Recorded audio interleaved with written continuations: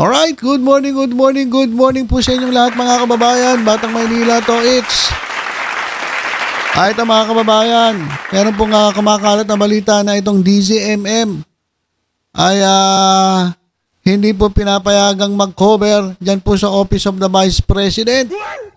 Bakit? Kasi mga kababayan, ito pong DZMM ay partly owned by Speaker Martin Romualdez. So, ayun daw, di umano ang dahilan. Kaya hindi po pinapayagang mag-cover ang DZMM. Kaya umalma po, ito pong anchor, dyan po sa DZMM. Pero bago natin pag-usapan yan, alam nyo ba mga kababayan, na bago pa man nangyari ang desisyon ng Supreme Court, lumabas na pala. Alam na pala yan, na-post na pala yan, na ganun nga ang mangyayari, na hindi papaboran itong impeachment complaint at talagang lalabas na ito ay haharangin at palalabasing ito ay unconstitutional.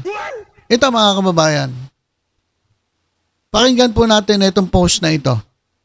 Sa Facebook post ng kolumnistang si Antonio Montalban, sinabi nito na ibinahagi sa kanya ng isang SC Insider na wala nang magaganap na impeachment trial. Okay, so ito po yung bago po mangyari yung botohan ng Supreme Court post na umani ng daan-daang reaksyon, almost 100% accurate kung ikukumpara sa inilabas na desisyon ng SC noong Biyernes. Aniya, 12 Duterte appointee SC Justices ang papabor sa unconstitutionality ng impeachment proceedings. Si Senior Associate Justice Marvic Leonen ang magiging ponente ng desisyon. Samantalang sina Justices Benjamin Caguioa at Raul Villanueva raw ang hindi sasang-ayon dito. Tanging sina Justices Leonen at Caguioa na lang ang natitirang Aquino appointees. Samantalang si Justice Villanueva naman ang nag-iisang Marcos appointee. Nang ilabas ang ruling ng SC, kumpirmado na si Justice Leonen ang ponente. Pero ang naging voting process, unanimous. Kung ikukumpara sa impormasyon ng umano'y SC Insider, imbes na mag-dissent, nag-inhibit o piniling hindi bumoto ni Justice Caguioa. Samantalang si Justice Villanueva naman, sumama sa mga pumabor sa desisyon. Ang isang Duterte appointee na si Justice Singh, hindi rin nag-participate dahil on leave.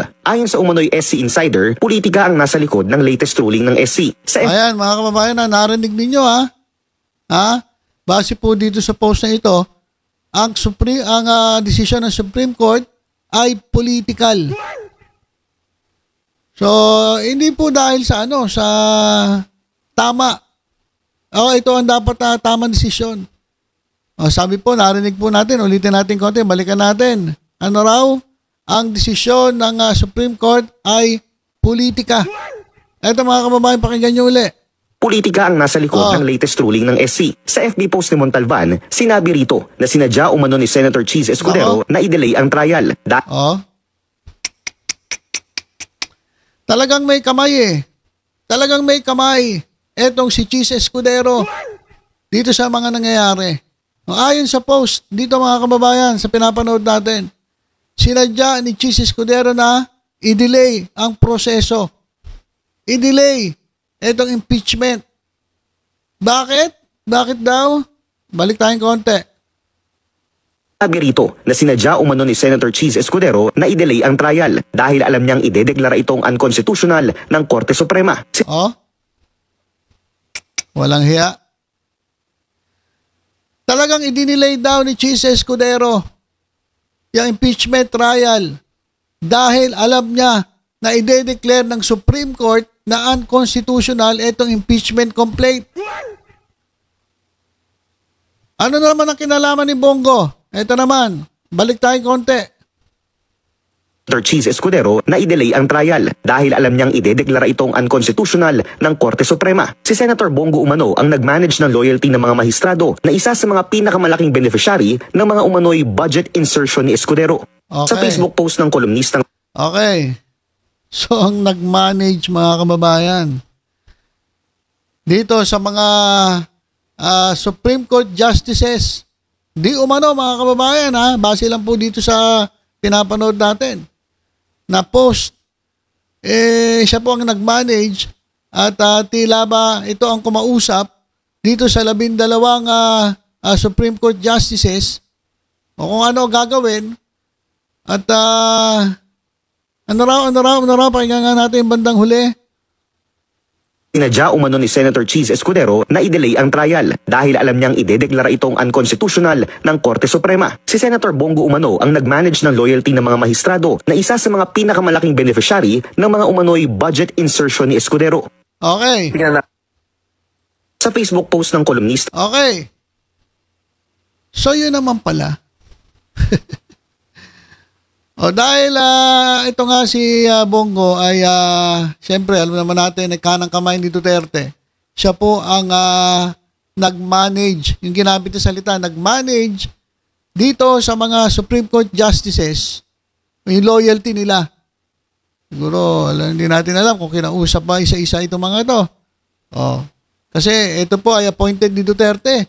Kaya sabi nga ni Hidarian, ano pa ba expect ninyo? Itong mga Supreme Court justices na ito ay appointed ni Digong. Siyempre, kakampi ito kay Duterte. Dahil doon sa sinabi ni Hidarian, siya po ay nakasuhan ng contempt. Sino nagkaso? Yung mga tao ni Kibulok. Di ba? Kaya itong pangyayaring ito mga kababayan ay dahil sa malamang dahil sa Chapi. Kasi si Bongo mga kababayan ay isa sa may beneficiaryo ng budget insertion ni Cheese Escudero, yung 143 billion. 142 ba? 142 billion. So, ang nangyari dito, sa buwatan na. Kaya daw dinelay mga kababayan na impeachment ni Mr. Portman ay dahil alam niya na kung makakarating sa Supreme Court ay ito ay i-declare na unconstitutional dahil nga ito ay minanage ni Bongo na beneficiaryo ng insertion ni Cheese Escudero diyan po sa budget. May narinig nga ako mga kababayan Etong Senado po ay ginagamit lamang etong ruling ng Supreme Court para pagtakpan yung talagang gusto nila mangyari, ang i-dismiss etong impeachment complaint kay Sara Duterte. So, ibig sabihin, iwas pusoy. So, ang talagang gusto daw nila ay talagang i-dismiss. Pero ginamit nila yung ruling ng Supreme Court para labas sila. Ganon. So, duwag, mga kababayan ng ating Senado ngayon. Duwag. Bago pa pala nangyari ang botohan dyan sa Supreme Court, alam na pala nila ang magiging desisyon. Dahil nga, merong gumagapang doon sa Supreme Court. Sino? Narinig naman natin kung sino. Isa pong beneficiaryo ng bilyones o milyones na budget insertion ni Cheese Escudero. Kaya nga sabi dito, ang pulpol na senador at ang walang kwentang SP. Grabe. Yan ang mga senador na binoto ninyo, sumisingaw na ang mga baho nila. Grabe, mga kababayan. Kaya sa susunod, pumili tayo ng para sa tao mga kababayan. Huwag yung puro pansarili. Huwag yung puro lang politika ang pinagagawa at imbis na kumampi sa taong bayan, ilabas ang katotohanan, mas kumakampi dun sa kanilang kaalyado na gumawa ng katarantaduhan. Nako, kampi-kampi na itong mga ito. Supreme Court, Senate, buti na lang, meron pa tayong House of Representatives na tumatayo para sa katotohanan. At ito pa nga mga kababayan, balikan na natin. Dahil nga po, ito raw DCMM ay bias daw, di umano. Sabi ng mga, siguro ng mga DD sheet, mga DD list, ibaban po. Diyan po sa sa Office of the Vice President. Ngayon sabi nila, bakit yung reporter ng UNTV, yung Iglesia ni Cristo, inalis ni Claire Castro. Oy, ito mga kababayan baka sabihin nyo talagang inalis. Ito, may papakita ko sa inyong bagong press conference ng PCO. Ito mga kababayan, yan po si Claire Castro. At meron po, ito, bago lang to, August 6, 2025. O, tingnan ninyo kung sino yung nandito. Unang tanong mula kay Eden Santos, Net25. Yes, good afternoon po, Yusek. Meron po nga ibinunyag o in-expose si Senator Panfilo Lacson na more than 67. Oh. Doon sa nagsasabi na inalis, etong si Santos, etong Didilis, na reporter galing sa UNTV. Nandyan po, miyembro pa rin siya ng Malacanang Press Corps. So, hindi niyo pwede sabihin na ganun nga din ganun nga din ng Malacanang, inaalis yung mga hindi medyo kumakapis sa kanila. Hindi po yan, O, tingnan niyo yung pagmumukha niyan. Yan yun, di ba? Yan yung reporter ng UNTV. Net25, sorry. Tama yun. Net25 doon, di ba? O, yan, O, yan, nandyan siya. Hindi siya tiranggal. Pero mga kababayan, ito pong DCMM ay, binaban. Pumunta daw. Binaban. Diyan po sa Office of the Vice President. Pakinggan po natin. Sabi kasi sa akin, ewan ko kung totoo, na hindi daw ina-accredit ng Office of the Vice President ang DZMM. Hindi ina-accredit. Ibig sabihin, kapag hindi ina-accredit, hindi pwede mag-cover diyan sa Office of the Vice President. Kasi meron na silang press con kasi meron na silang press, spokesperson. Diba? Kasi nga, hindi na si Sarang masyado nagsasalita kasi mali-mali.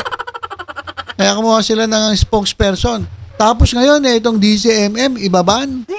Bakit daw? Bakit daw na ibaban?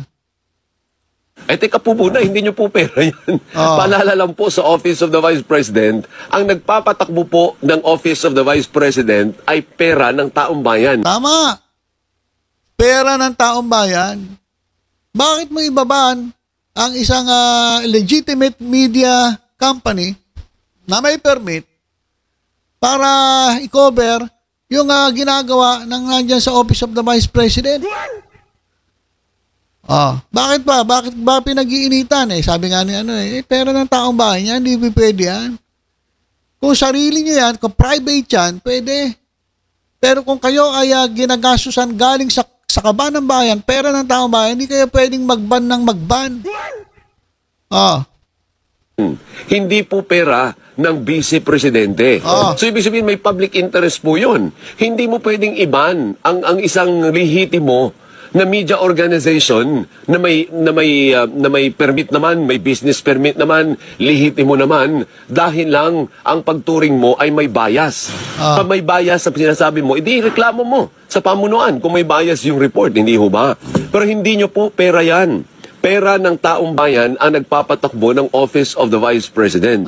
So ano ang rason ninyo para i-ban ninyo? Kasi parang may narinig akong ganyan na parang ban daw, parang hindi pinapasali sa press corps ng Office of the Vice President ang DZMM. Bakit? Dahil part owner si Speaker Romualdez sa DZMM? O ano naman ngayon kung part owner?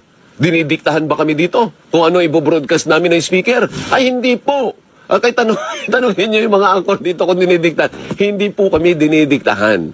Di ba? At assuming, kahit sabi mo na, sige, pag-aari, part owner, ang mga sabi kasi sa akin, ewan ko. Okay, so yan mga kababayan.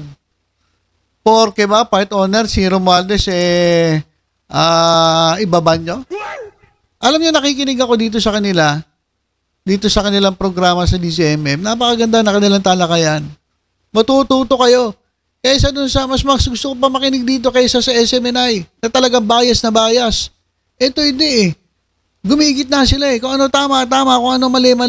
Hindi yung kung ano mali, tama pa rin, kagaya ng sa SMNI. Saka ito mga kababayan Sabi dito, kung ang rights ng media can already be suppressed at this moment, na Vice President pa lang itong si Sara Duterte, how much worse will it be if etong si Mary Grace Piatos ay magiging hawak ng pinakamataas sa posisyon sa ating gobyerno? Paano kung siya ang naging presidente ng Pilipinas? Di mas lalo nang kaya niya maging diktador. At yung mga sa tingin niya na bias na hindi naman, kasi feeling lang nila yun Feeling nila yun Kasi ayaw nila tumanggap ng kritisismo Pangit yung gano'n. Dapat marunong ka tumanggap ng kritisismo. Lalo na kung alam mo naman na mali ka, bakit hindi mo tatanggapin? Ganyan po kasi sila. Etong mga DD list. O kaya, ngayon, ibaba nyo DCMM. Napakagandang programa nito kumpara naman sa SMNI. Nabulok. Lalong-lalo na yung burateros, mga bulok.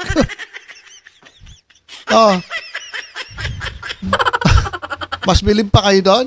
Ito mga professional ito. Tapos ibaban. Sana hindi ganon. Kasi dito nga sa andyan yung reporter ng Net25, hindi naman inalis sa Malacanang press corps. Dati lang kasi sira ulo din to Hindi sumusunod sa protocol. Pero ngayon siguro naibalik, nag-sorry, kaya naibalik. Pero itong DCMM, kung ibaba ninyo, ibang usapan na yan. Kung vice presidente pa lang, kayang-kaya ng mag-ban at maging diktador, di mas lalo na kapag ayan ay naging presidente. Kaya ingat-ingat po tayo mga kababayan. Baka yung ating karapatan, yurakan kapag ito nga ay humawak na sa pinakamataas sa posisyon. Kaya medyo ingat-ingat po tayo mga kababayan sa mga pipiliin nating mga opisyalis ng ating bayan. At balik tayo rito kay Chis Escudero mga kababayan. Noon pa man pala ay alam na nila ang mangyayari. Kaya pala dinelay ang impeachment. Dahil alam nila, planado, at dahil nga kinausap na ng isang kadikit ni Duterte itong mga maestrado, at alam na nila na gagawing unconstitutional itong impeachment complaint. Kaya nga sabi rito, ang pulpul na senador at walang kwentang SP. So, all the while, alam na po nila ang mangyayari. Mga wala talagang kwenta ito. Okay, so yun lang po muna mga kababayan. Tutok-tutok lang po dito sa Batang Maynila. Sa iba pang updates, ingat po tayong lahat. God bless po.